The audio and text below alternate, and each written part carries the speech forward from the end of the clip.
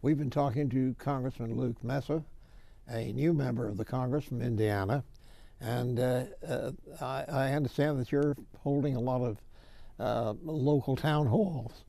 What's coming out of that? How do the people react?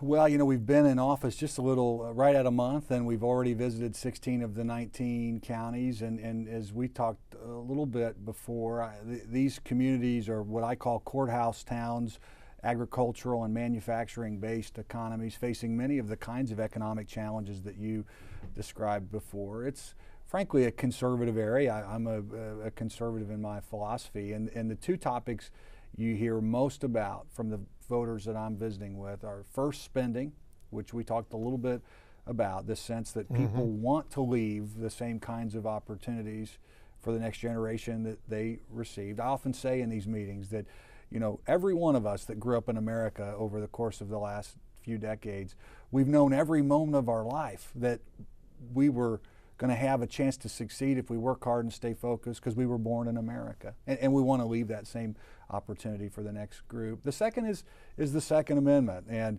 obviously we're all heartbroken by what happened in Connecticut and similar gun tragedies across the country. But in the 6th District that I represent, people are very clear that they don't want those tragedies to become an excuse or a reason to undercut the bedrock principle of the Second Amendment and the freedom that means for every American. Well, I want you to know that I have a license to carry a weapon because I had 5 attempts at assassination when I was here. My goodness. So I'm certainly on the side of the freedom of people to bear arms. There are some excesses, and there are attempts today on the question of background checks. How do you feel about that? Well, I think the devil's in the details. I mean, unfortunately, when you talk to folks who are involved in selling guns today, they will tell you that the current system, if someone shows up and they were not they were declared ineligible to purchase a gun, there's virtually no follow-up. The gun seller has no idea why that person was declined. So we want to make sure the current system works and is enforceable. I think there's opportunities potentially to expand it, but I am against gun bans. I believe history shows that the only thing gun bans are effective at is preventing law-abiding citizens from having guns. The criminals or the mentally deranged, they find their guns anyway. Well, it's strange because going back again, I don't like to go back, I like to go forward, but going back to my own particular situation, I had someone who was a bodyguard for me during this time, and he always used to say to me, look, he said, I can't prevent someone from killing you, but you can die happy knowing that I got the guy that shot you. So. Well, and that's sort of a funny premise, but right, this is a free society. I mean, part of what this is about is that you have an opportunity to protect yourself and the comfort of knowing that. Well, it's a psychological thing, perhaps, but whether or not it's successful, who knows? But getting on to another area, which I think is quite important, and that is the overall economy. How do you feel about that now? Do you feel we're making progress?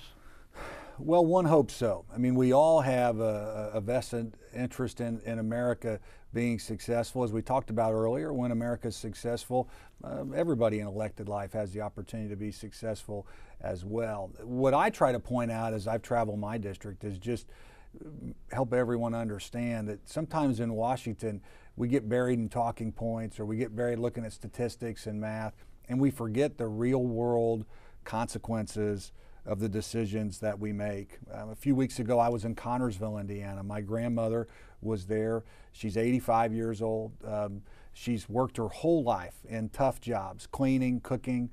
She said to this room of folks in Connersville, she could not survive without Social Security and Medicare. And people like my grandmother, they all deserve to know that these programs will be preserved and protected for them. And that is at risk if we continue to spend money we don't have. My mother, who was a single parent mother, raised my brother and I on her own. She still works at Delta Faucet at the factory. She's 63. It's like a lot of folks, approaching retirement, trying to decide, do you retire at 63? Do you wait till 64, 65? What's that do to your benefit? And she won't make it through her retirement years without knowing that these programs But how are do there. we fix that now? Well, I think we have to do a couple things. I think we've got to quit spending money we don't have. I know there's a lot of talk about this sequester that's coming forward. Nobody likes the sequester. It was designed for everybody to hate it. That's how it was designed. You had about half your cuts coming out of military. Presumably conservatives wouldn't like that. About half the cuts coming out of discretionary programs. Presumably folks more on the liberal side wouldn't like that. But I can tell you, the folks I talk to, at least in the Republican caucus, believe that we have to stop spending money we don't have. And as a member of Congress representing, half of 1/3 of government, so there's only so many things you can do, we can at least make sure we don't spend more. And so we stand ready to work with the president to try to structure those reductions in a different way, one that makes more sense, uses a scalpel, not a meat axe. But I think there is not much willingness to But does that get into spend more? We talk about the question of education and the importance of education of our young people here today. If we don't continue to provide a good education for them, we'll fall behind with the rest of the world. We proved that at the time when the Russians put that first what was it, a monkey into space. Yeah, that's right, Sputnik and the like. Yeah. Well, I agree with that, but here's the trend we're moving towards. If we don't alter course, we will only have money for Social Security, Medicare, Yes. interest on the debt, and maybe a little defense. In many of the events that I attend, I mentioned my nephew Trey. He's autistic. I believe autism is the polio of our time. It's the kind of thing that a proud, strong America has historically rallied towards to solve and cure. You mentioned all kinds of problems, education, diseases that haven't even happened yet that we need to cure. And that can only happen for America if we get our fiscal house in order. And that's the challenge we're in, frankly, because people of both parties, this is not just a Republican or a Democrat problem, but people of both parties were irresponsible over a period of years. We hit a very big dip, just a few years back, and we've tried to recover from that. But the head of Dr. Elmendorf, who runs CBO, came and spoke at the Budget Committee yesterday and made the point that we've gone as a nation in the last 4 or 5 years from our debt being roughly in the mid-30s as a percentage of our gross national product to now the mid-70s. Yeah. And the real problem with that is we're losing our buffer. If we have another enormous spike down and we try to stimulate the economy, so to speak, again, we'll be well over 100%. Something, again, going back to experience that I had here, President Nixon and I established a good relationship, even though we were both from different parties. And he put something for what was called workfare instead of welfare. And it was something that was a really step forward because it was a contribution rather than just a handout to people. Is there any move such as that today? It's interesting you raise that because I've been thinking the same thing based on this conversation I had with the gentleman who talked about his father pounding rocks to help build roads. And what also comes with that is the basic human dignity that comes with having a job. That they've seen recent psychological numbers that studies that talked about true happiness, and that interestingly, wealth is not a very strong correlation to happiness. There are very wealthy people who are unhappy, and there are poor people who are happy. But what they have found is that the correlation to happiness, it very directly relates to whether you feel you've earned your station. And your place in society. And your place in society. Folks who've worked hard and feel like that, my house may be modest, but I went and earned it and got it myself, or build a business for themselves and they've been wildly successful, but they feel like, I worked hard and I built that. Those are the folks that are happy. And I think it would be better for society to have those folks going to work, but it'd be better for the individuals too. It seems to me that a situation such as that deserves some recognition today because of the fact that there are people who are not contributing to society. And I think we ought to take some of that and use that in order to rebuild the infrastructure of our society. Yeah, there's also another practical reason to do that, which is you talk to folks in the world of workforce development, and they will tell you it's very clear. If you're out of work for a little over a year, your lifetime earnings are dramatically different as an individual. Well, you can't even get a job many times. That's right. And that's true. One of the basic things that I see a problem for the veterans, the returning veterans, is the fact that they're out of the business cycle and come back into the circle that they've been out of things for a while and they can't get a job.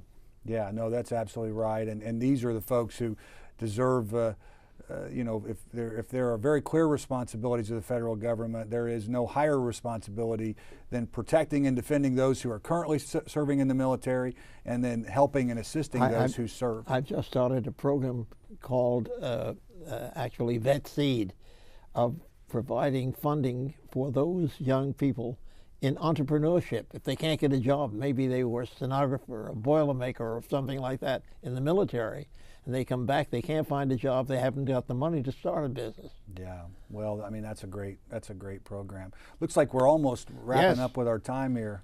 So, is there anything you'd like to say to the people out there? Well, yeah, you know, I think the last thing I would say is I recognize these are challenging times as a nation. Clearly there's a partisan divide. Clearly we face big economic challenges.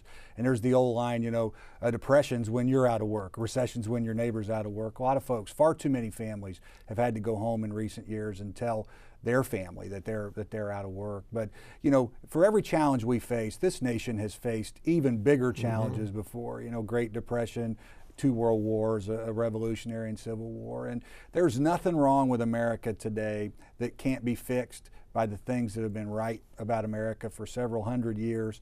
If we get our fiscal house in order and get our economy growing again, there's just no end to what America can do. And that's what I want to work on in Congress, to help create an environment Well, where Congress, good luck to you in achieving those aims. Yeah, thank you very much. We appreciate very much your coming on our program and talking with us and talking to the American people. Yeah, glad to be here. Thank you. Yep.